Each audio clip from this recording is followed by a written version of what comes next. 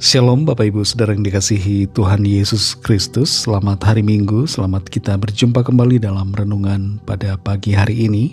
Kita bersyukur karena anugerah Tuhan, penyertaan-Nya selalu menolong dan memampukan kita. Hari ini kita ada karena kemurahan-Nya dan karena rencana Tuhan yang baik atas kita. Sebelum kita mendengar kebenaran firman Tuhan, mari kita berdoa. Bapa, dalam nama Tuhan Yesus Kristus, terima kasih kami bersyukur untuk penyertaan Tuhan dari hari ke hari sampai pada saat ini. Kembali kami ada di hari Minggu ini karena anugerah-Mu, dan kami percaya Tuhan sudah menyediakan kepada kami berkat dan kebaikan yang baru.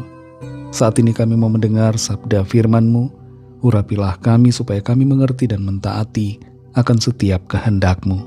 Dalam nama Tuhan Yesus kami berdoa. Haleluya, amin. Saudara yang dikasih Tuhan, ayat firman Tuhan saat ini terdapat dalam 1 Samuel 26 ayat 21. Tertulis demikian. Lalu berkatalah Saul, aku telah berbuat dosa.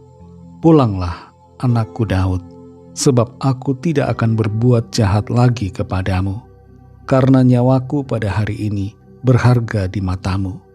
Sesungguhnya perbuatanku itu bodoh dan aku sesat sama sekali.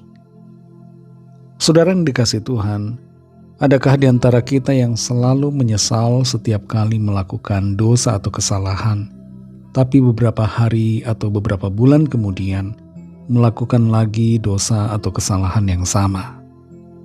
Kondisi semacam ini dapat disebut sebagai penyesalan situasional dan hanya sebatas penyesalan, bukan pertobatan.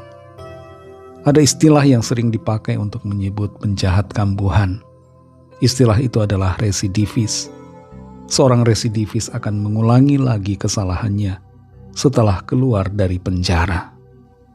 Kita perlu mengintrospeksi diri kita. Apakah kita adalah residivis rohani yang hanya menyesal sebentar saja tapi tidak bertobat?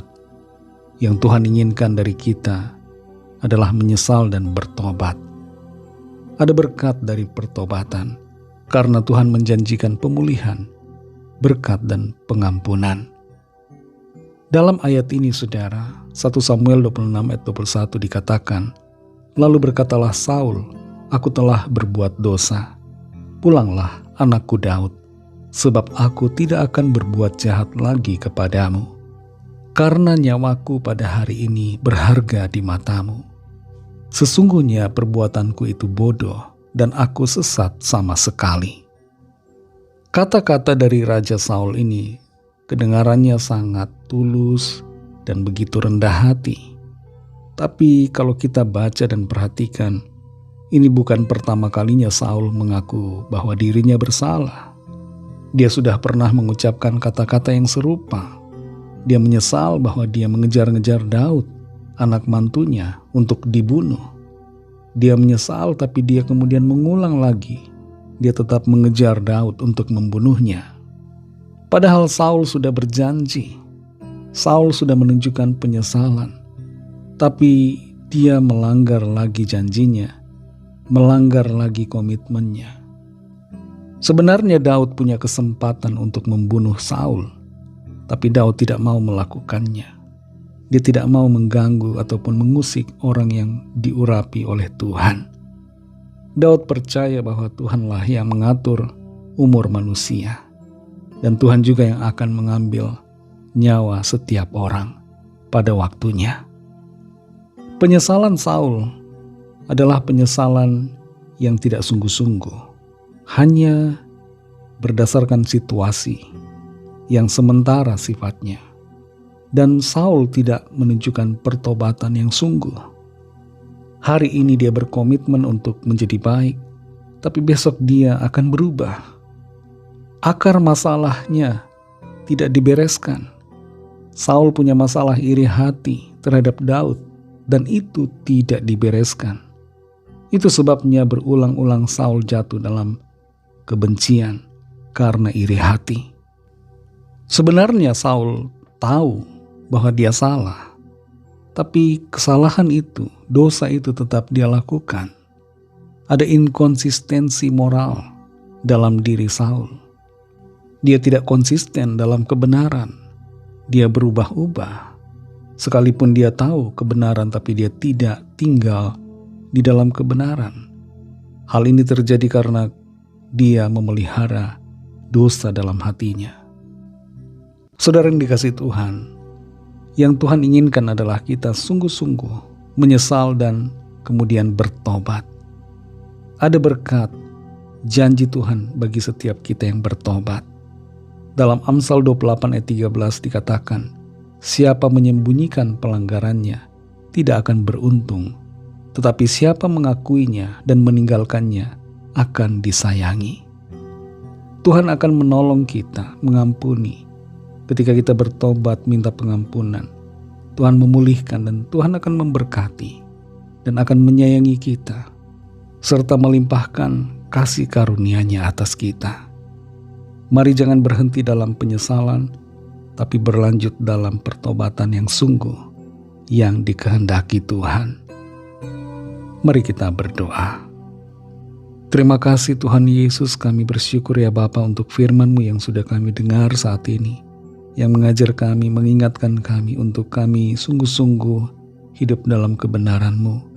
Bukan hanya berhenti di penyesalan saja, tapi berlanjut pada pertobatan yang sungguh, yang Tuhan kehendaki atas kami, sehingga kami akan mengalami pemulihan, pengampunan, berkat dan kasih karunia Tuhan. Terima kasih untuk firman-Mu Tuhan. Berkati kami di sepanjang hari ini dalam segala aktivitas kami, tugas pelayanan dan dalam segala hal yang kami kerjakan, supaya apa yang kami lakukan senantiasa berhasil dan berkemenangan dan hidup kami mempermuliakan nama Tuhan. Kami berdoa membawa setiap pergumulan kami masing-masing. Lawatlah yang sakit, sembuhkan ya Tuhan. Berikan kesehatan yang sempurna. Yang putus asa Tuhan bangkitkan kembali semangat mereka. Yang terikat dan terganggu kuasa kegelapan Tuhan lepaskan dan beri kemenangan. Yang sedang dalam persoalan Tuhan berikan jalan keluar dan mujizat-Mu yang ajaib. Yang sedang terdampak bencana alam, kiranya Tuhan melawat dan memberikan pemulihan, serta berkat pemeliharaan-Mu yang ajaib senantiasa. Kami serahkan semua ke dalam tangan kasih-Mu, dalam nama-Mu yang kudus, nama Tuhan Yesus Kristus, kami sudah berdoa. Haleluya. Mari sama-sama kita berdoa, doa Bapa kami. Bapa kami yang di sorga, dikuduskanlah nama-Mu, datanglah kerajaan-Mu, jadilah kehendak-Mu di bumi seperti di sorga. Berikanlah kami pada hari ini makanan kami yang secukupnya, dan ampunilah kami akan kesalahan kami, seperti kami juga mengampuni orang yang bersalah kepada kami. Dan janganlah membawa kami ke dalam pencobaan, tetapi lepaskanlah kami daripada yang jahat, karena Engkaulah yang punya kerajaan, dan kuasa dan kemuliaan, sampai selama-lamanya. Amin. Terimalah berkat Tuhan. Tuhan memberkati engkau dan melindungi engkau. Tuhan menyinari engkau dengan wajah-Nya dan memberikan kasih karunia. Tuhan menghadapkan wajah-Nya kepadamu dan memberikan damai sejahtera. Berkat dan anugerah Allah Bapa, kasih karunia dari Tuhan Yesus Kristus, dalam persekutuan dengan Roh Kudus, menyertai saudara semua, sekarang ini dan sampai Maranatha Tuhan Yesus datang kembali, dan bahkan sampai selama-lamanya. Dalam berkat nama Tuhan Yesus Kristus, haleluya, amin. Puji Tuhan, saudara yang dikasihi Tuhan, saya percaya firman Tuhan menjadi berkat dan kekuatan buat saudara semua, dan Roh Kudus akan menolong saudara untuk lebih lagi memahami kebenaran firman Tuhan dan hidup selalu dalam kemenangan. Tuhan Yesus memberkati saudara semua. Sampai jumpa dalam renungan yang berikutnya. Haleluya.